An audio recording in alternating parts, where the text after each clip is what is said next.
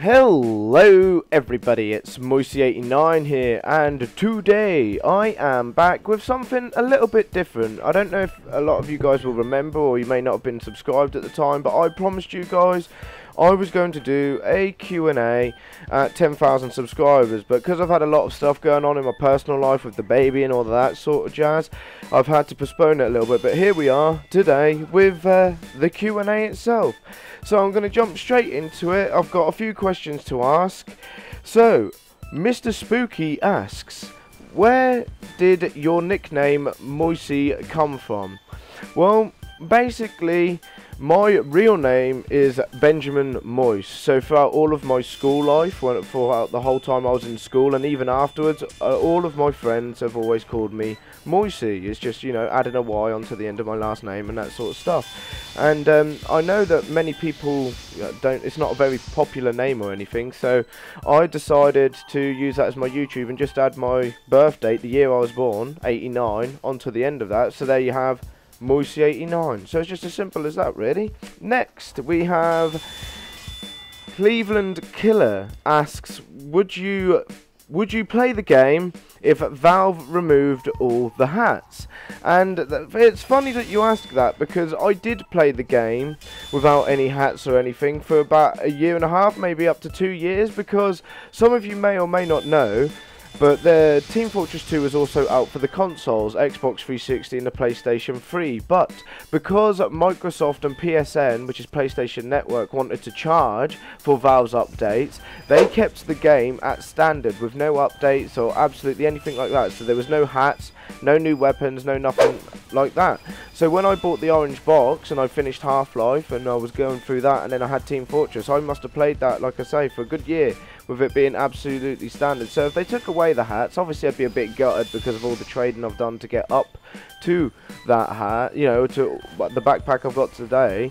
That would be disappointing to lose it, but at the same time I would still continue to play the game, as the hats aren't what make me tick with the game. I just love the gameplay and all that sort of stuff. So for our next question, Spartan Reboot asks, what is your favourite unusual effect?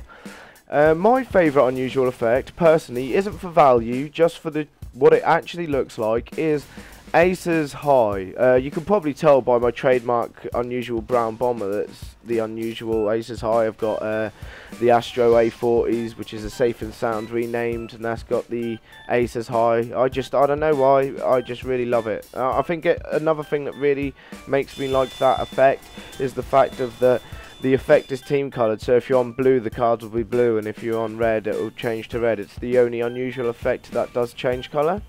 But yeah, that's my favourite unusual, and that's why it's my favourite unusual.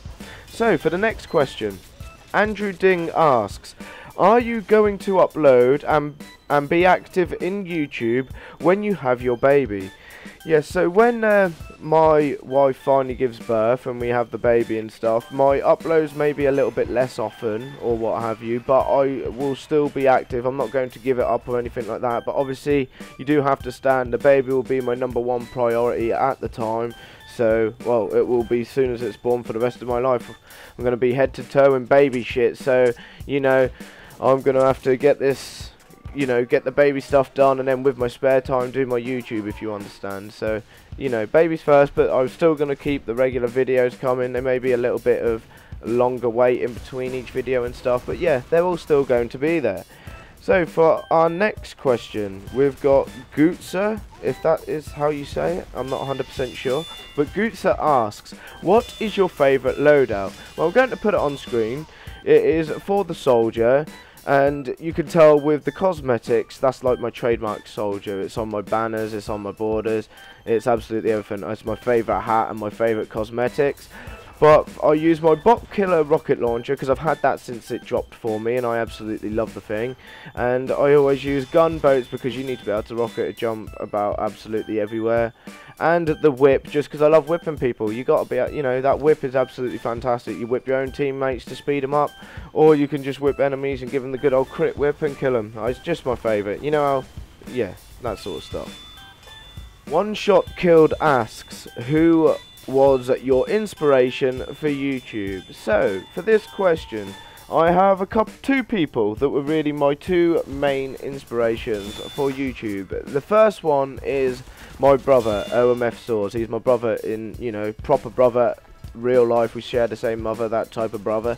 And he was doing YouTube a long time ago, like only casually. He's not so into it, doesn't release videos all the time and stuff, but yeah, he's more of a casual YouTuber. But I just love the fact of him being able to play games, have fun on games, and then be able to upload that for the whole world to see. And for me, that was something like, because I know how much of a laugh me and my friends used to have on the computer game, so I'd love to, you know, bring that guys to the public, because everyone used to laugh at that. Even I'd laugh at some of the stupid stuff we'd do ourselves, so you know, it'd be absolutely fantastic to upload that and share that. But another reason why, the second person, is Harry101. He does a lot of Portal 2 SFM. He won 2013 Saxies, and basically for a time of my life when I was going through a lot of bad crap and I was just feeling generally down altogether, I watched a lot of his videos, and the one in particular which I'm talking about is his 30k sub special with the little turret. And even though I felt like shit inside, that video had me smiling and laughing and all that sort of stuff, and I wanted to be able to bring that sort of magic to the table, you know, be able to do that, to be able to make somebody laugh when they're feeling so down just through something that you created, is one of the best feelings in the world. I haven't made any little funny videos like that or that sort of stuff. I've gone with my own route, but at the end of the day, being able to do that is absolutely amazing, and I wanted to be able to do that to other people as well. I want people to watch my stuff and think, oh yeah, that's pretty cool. You know, if they're having a shit day, they watch one of my videos, they think, oh, you know, that I know it didn't exactly make my day a million times better, but at least, you know, I've got that smile on my face now. And I just want people to be able to feel that sort of stuff as well. And so, for our last question for part 1 of the Q&A special is asked a question from the Unknown Venom. So, the Unknown Venom asks, are you happy with your marriage, and how successful do you think you'll be as a dad?